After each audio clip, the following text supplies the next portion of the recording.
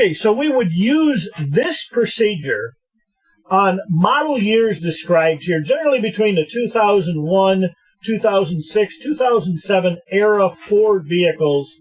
If you were to need to replace the lock cylinder and it came with new keys, or in the case of this vehicle where we had a junkyard lock cylinder and two keys that we needed to make work in this particular vehicle. This will help you get those keys working in program. Now, the most common reason folks will use this, they had to replace the lock cylinder. The new lock cylinder came with different keys. Okay, and we would use this procedure to get those keys working. Now, it's important to note that the doors now will still need to use the old key to open the doors unless you replace the lock cylinders in the doors as well. So make sure we don't throw the customer's old key away unless we're redoing all the lock cylinders and all the doors. Okay, so in this particular case, I'm saving the original key for the doors, and the new keys will be programmed so that it'll start the vehicle. To get the old lock cylinder out, I'm going to turn this key to the accessory position. And then there's a little hole under here that you can see. I'm going to put a screwdriver in, feel around until you can feel it go into the little hole. It's a little slot that goes into the lock cylinder. Now, once you find the hole, you're going to wiggle around on the lock cylinder, even have to push it forward or back just a little bit and pull straight out. And once you do that, you'll be able to pull the lock cylinder out like you see me doing here. Now, this little pin is what you were pushing your screwdriver up against. And when the key is in the right position, you can push that pin in so it'll release. Now, that's important to note because when you go to put your new lock cylinder in, you have to have the key, again, in the correct position, and you should be able to take your finger and push in on that pin. If you can't, just keep turning the key until you can. Now you're ready to install the lock cylinder the same way it came out. And once it's installed, you'll be able to turn the key to the off position, release it. Now the lock cylinder is installed, and at this point is when you'll need to program the keys. Remember, these new keys for the new or used lock cylinder will not work in the vehicle until they're programmed. Now, it's important to note almost any full function scan tool.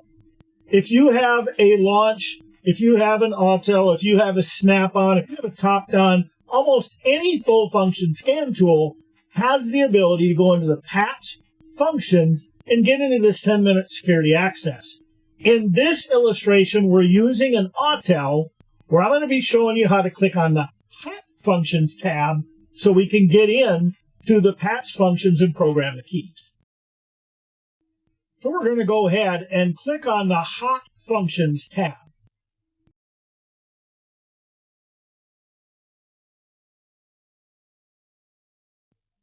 Now we're going to click on the IMO Keys tab. Then click on the Passive Anti-Theft System Functions tab. Now, you're going to be able to click OK, and I want you to notice it's telling you this is going to take 10 minutes. Now, here's what's important. This is going to spend this entire 10 minutes gaining the security access. Now, I'm going to speed this up so you don't have to wait the whole 10 minutes, but what's super important is that you're ready at the end of this 10 minutes to go right in and program keys. I want you to note many times when it gets to the end and says security access granted, if you're not right there and ready, it will time out and the screen won't tell you that. So you'll start going through and trying programming and it won't work. So super important, at the end of this 10-minute security access, you are prepared and ready.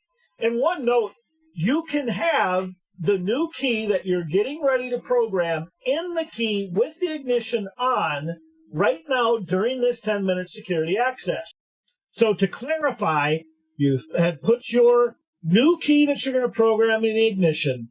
turned the key on, went through these prompts, and now you're in the 10-minute security access. And again, you want to be ready at the end of the 10 minutes to go right in and program your keys.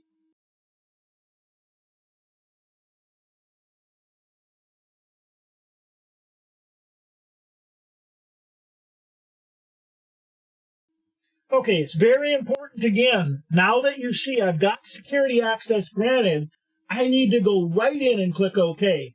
And I want to select Program Additional Key. That's important. I don't want to clear the key if I don't have to. Now, I've already got a non-program key pressed in. I'm going to select OK, and it's going to program it. Now, I'm going to want to program the second one. So I'm going to select Yes. I'm going to take that first key out, put my second unprogrammed key in.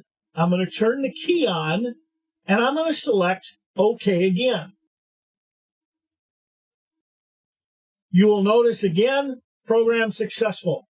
Now I'm going to select No. I'm not going to select another key. And I want you to notice, this is important. It's telling me to turn the key off, which I'm going to do. It's telling me to disconnect the data link connector.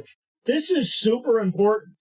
And it's also super important to wait that 10 seconds before I turn the key on so I don't lock up the module and I successfully get my keys programmed. So disconnect your scan tool, wait the 10 seconds, put some of your tools away, then we can go in and check to make sure our keys work. Now, I'm going to try both the keys. Now you notice I'm putting the first one in, firing it up, the car starts and runs normal. I have no theft lights flashing.